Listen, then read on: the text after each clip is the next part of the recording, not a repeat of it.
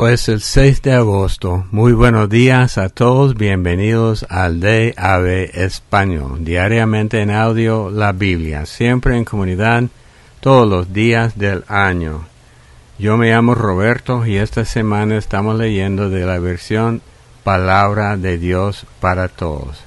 Oremos. Padre Dios, en este día venimos ante ti con corazones abiertos, esperando recibir de ti la información que llega a ser revelación en nuestros corazones y con el último propósito de transformarnos en el nombre de Cristo Jesús. Amén.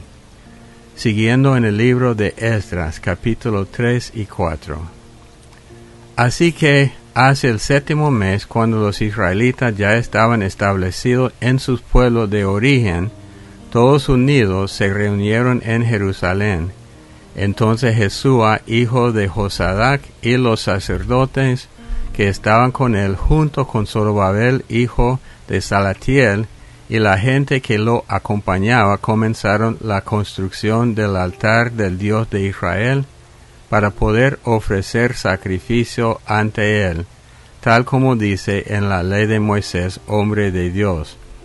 Los que estaban allí tenían miedo de los habitantes de los alrededores, pero eso no los detuvo. Construyeron el altar en su antigua ubicación y ofrecieron allí sacrificios al Señor por la mañana y por la noche. Luego celebraron la fiesta de las enramadas tal como está escrito. Ofrecieron el número exacto de sacrificio ordenado para cada día de la fiesta. Luego de eso comenzaron a ofrecer los sacrificios que deben quemarse completamente cada día, los de luna nueva y los de todas las otras fiestas y días sagrados ordenados por el Señor. La gente también comenzó a dar al Señor otras ofrendas voluntarias. Así que el primer día del 7º mes comenzaron a ofrecer nuevamente sacrificios al Señor, aunque no habían sentado las bases del templo del Señor. Entonces contrataron a carpinteros y canteros.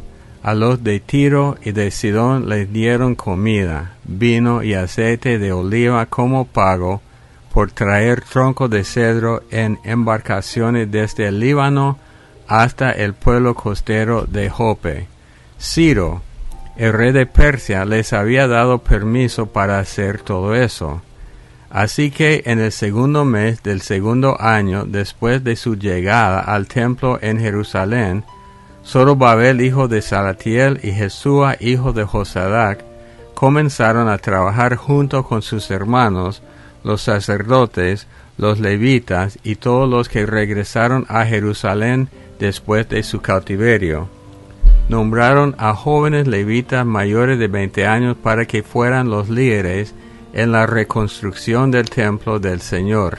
Los elegidos fueron Jesúa con sus hermanos y sus hijos, Cadmiel y sus hijos, los descendientes de Judá, los hijos de Enadán y sus hermanos los levitas.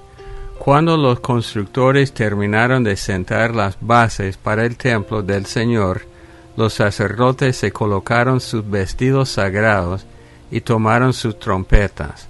Los levitas, hijos de Asaf, llevaron sus platillos. Todos ocuparon sus lugares para alabar al Señor tal como David, rey de Israel, lo había ordenado en el pasado. Unos cantaban canciones de alabanza y los demás le respondían: Alabado sea el Señor porque Él es bueno, su fiel amor dura para siempre. Luego todo el pueblo alabó al Señor a gran voz porque se habían sentado las bases del templo del Señor. Pero muchos de los sacerdotes, levitas y jefes de familia más viejos lloraban porque ellos habían conocido el primer templo y recordaban lo bello que era. Mientras ellos lloraban de nostalgia, los demás gritaban de alegría. El ruido que hacían se podía oír desde lejos y los gritos de alegría se confundían con el llanto. Capítulo 4. Ya viene la oposición. Había muchos en la región que eran enemigos de Judá y de Benjamín.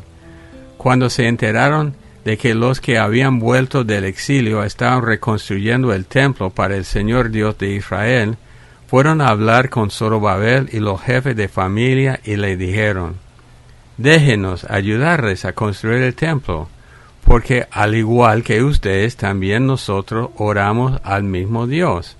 Nosotros le hemos ofrecido sacrificios desde el tiempo en que Esarhadón, rey de Asiria, nos trajo aquí. Pero Zorobabel, Jesúa y los otros jefes de familia de Israel respondieron: no, ustedes no tienen nada que ver con nosotros. Ustedes no pueden ayudarnos porque de acuerdo a lo que ordenó Ciro, el rey de Persia, solo nosotros podemos construir el templo del Señor, el Dios de Israel. Entonces esa gente se enojó y comenzó a intimidar y a desanimar a los judíos para que no continuaran con la construcción del templo. Sobornaron a empleados del gobierno para que trabajaran en contra de los judíos e hicieran lo posible para detener los planes de la construcción del templo.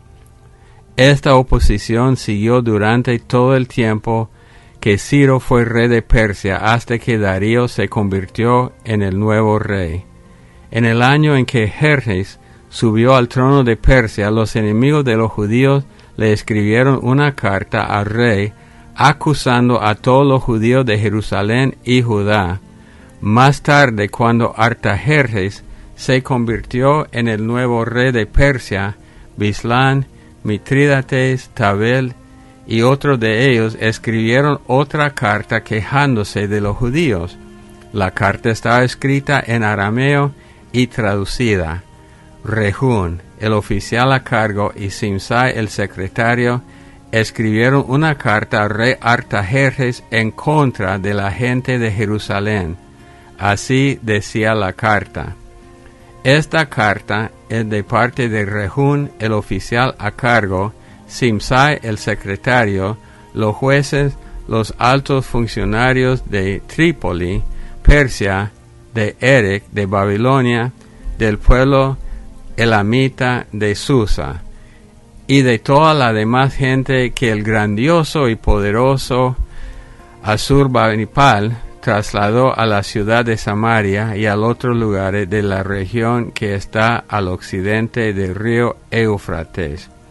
Esta es la copia de la carta enviada al rey Artajerjes, de sus servidores que viven al occidente del río Éufrates, para el rey Artajerjes, su majestad. Deseamos informar de que los judíos que usted envió han llegado a Jerusalén y están tratando ahora de reconstruir esa ciudad mala y rebelde. Ahora esos judíos tratan de reparar las murallas y ya han sentado las bases. El rey debe saber que si reconstruyen Jerusalén y levantan sus murallas, esa gente no pagará tributo, contribución ni impuesto, y al final esta ciudad perjudicará los intereses del rey.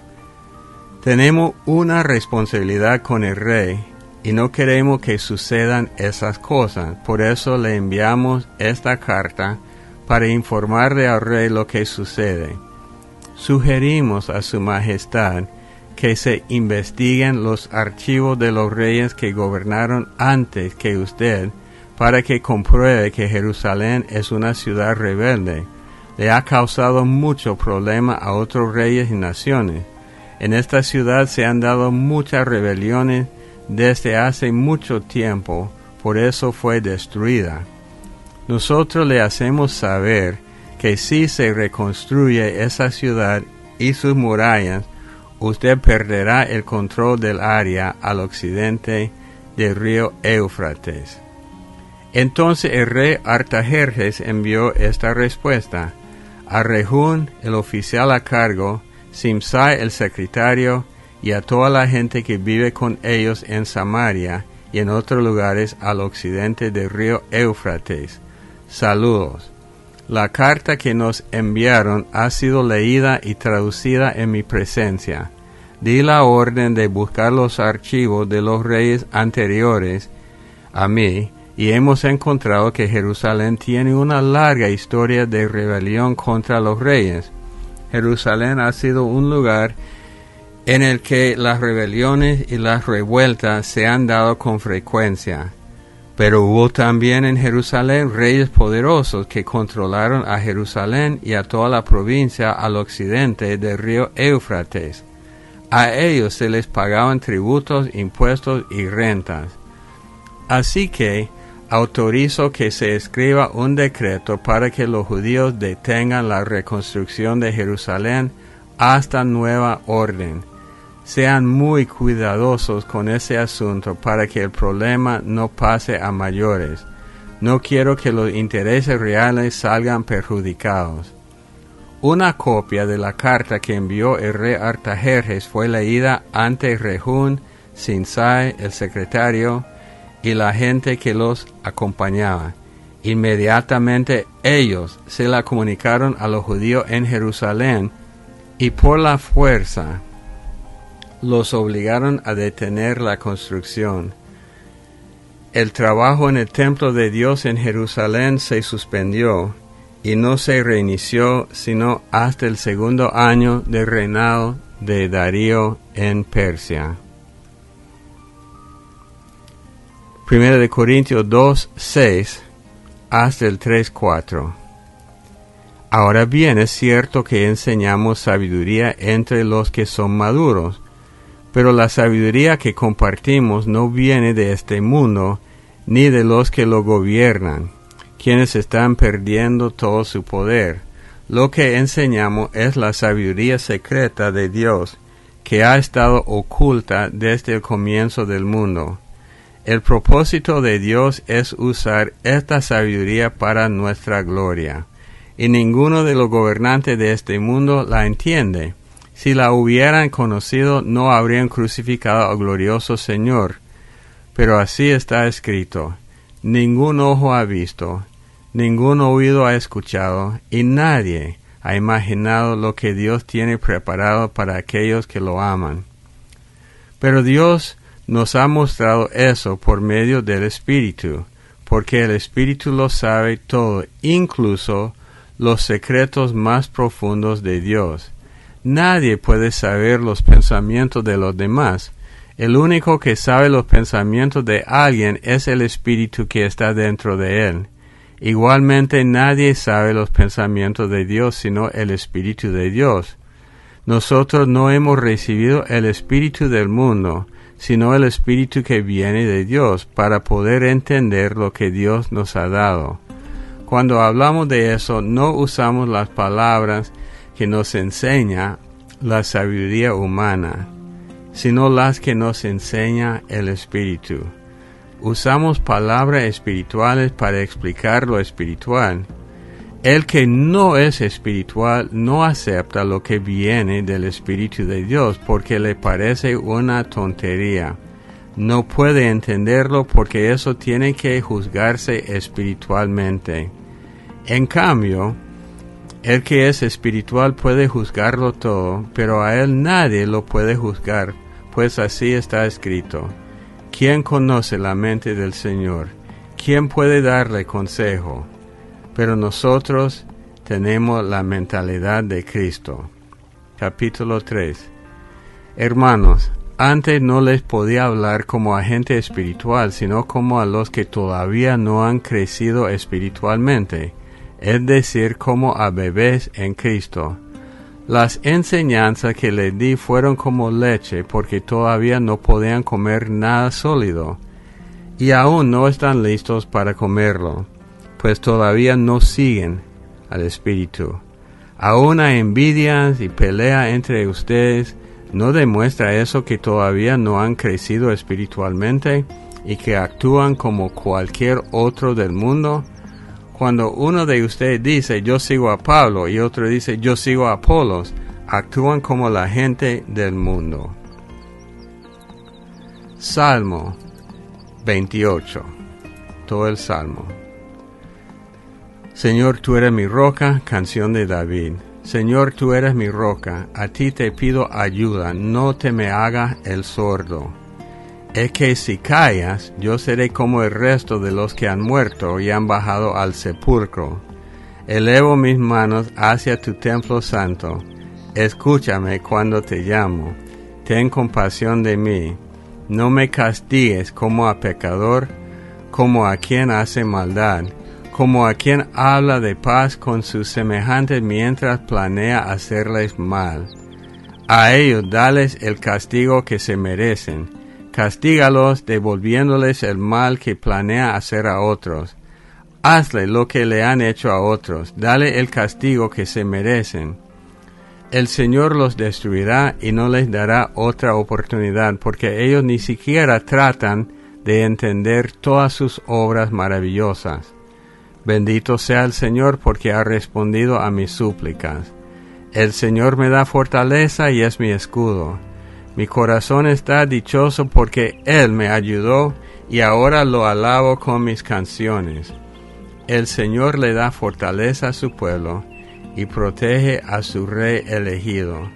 Salva a tu pueblo, bendice a los tuyos, guíalos y cuídalos para siempre. Proverbios 20, versículos 24-25. El Señor tiene en sus manos el destino del ser humano. ¿Quién podrá entender lo que pasa en su vida? Queda atrapado el que le hace una promesa a Dios a la ligera y luego la reconsidera. Bueno, en unos comentarios breves, vemos la oposición, la obra de Satanás contra los judíos que están llegando a reconstruir el templo y el altar. Y los que los atacan con muchas mentiras, diciendo que ya están levantando las murallas y cosas así. La verdad es que Jerusalén siempre había sido un centro de rebeldía contra los reyes, pero los opositores en este caso están siguiendo a su amo, que es Satanás. Ahora en 1 Corintios, Pablo sigue hablando de la sabiduría de Dios, que es todo lo contrario. Y dice un texto que nosotros usamos mucho.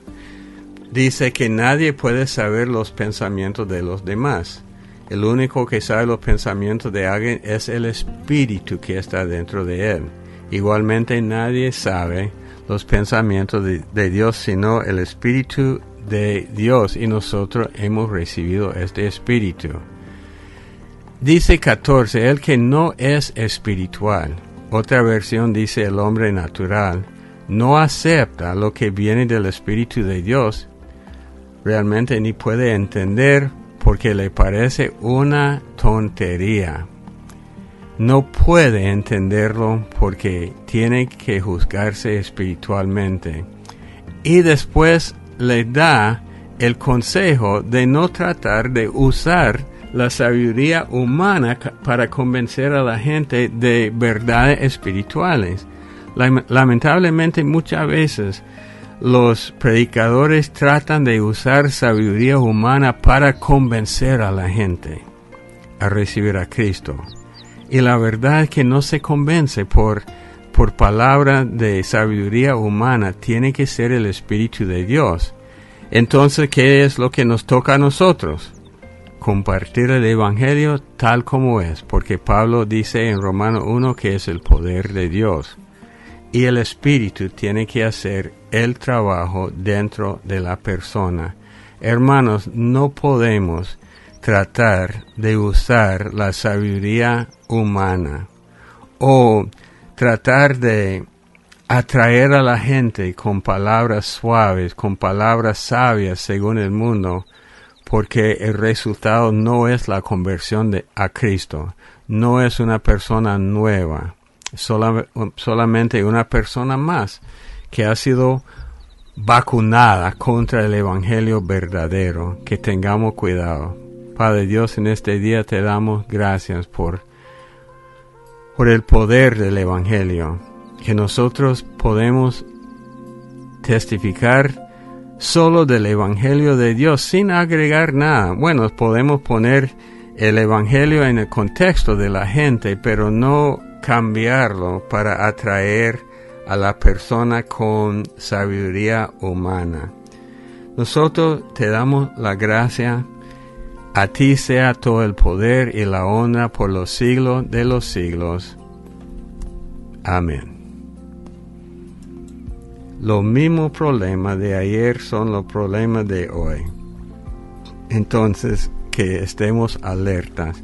Bueno, siempre los jueves tenemos un estudio aparte, que aparece en las plataformas. También el correo electrónico de nosotros de avespanol@gmail.com, canal de YouTube de Ave Español, y también compartimos todos los días las lecturas y las enseñanzas, además de las plataformas a través de las aplicaciones Telegram y Signal. Si quiere recibir a través de esos medios que me escriban al correo electrónico de avespanol@gmail.com con su nombre y su número telefónico, y por supuesto tiene que tener las aplicaciones o una de las aplicaciones instaladas.